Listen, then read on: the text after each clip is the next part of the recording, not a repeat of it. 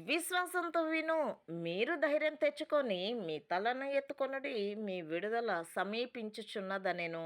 లూకాసు వార్త 21:28.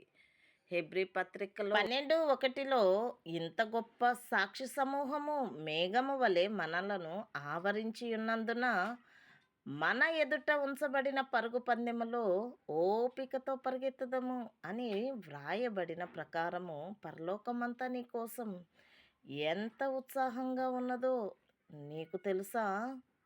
నువ్వు ఒంటరిగా పరిగెత్తడం లేదు. నీ పరుగులో నమ్మకముంచి నిన్ను విశ్వసించే వారితో పరలోకపు వీధులు నిండి ఉన్నాయి.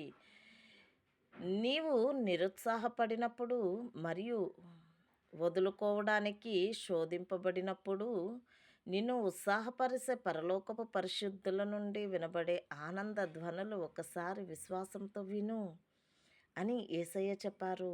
ప్రతి ఉదయం నీవు అబ్రహాం, శారా, దావీదు, మోషే, రూతు లేదా నోవాహు లాంటి వారి నుండి వ్యక్తిగత వర్తమానములను స్వీకరించినట్లు ఊహించుకుంటే నీవు ప్రతి ఉదయం మేల్కొన్నప్పుడు వారు నిన్ను ఎంతగా విశ్వసిస్తున్నారు మరియు నీవు దానిని ఎలా సాధించగలమన్న సందేశాలు ఉంటాయి.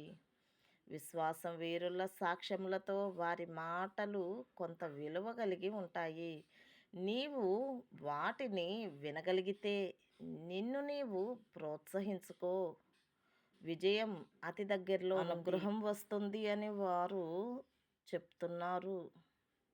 అయితే మేము దాన్ని పొందుకున్నాము మరియు నీవు దాన్ని చేయబోతున్నావు. దేవుడు మన కొరకు చేశారు. ఆయన నీ కోసం చేయబోతున్నారు. దేవా దీవించుము. ఆమేన్.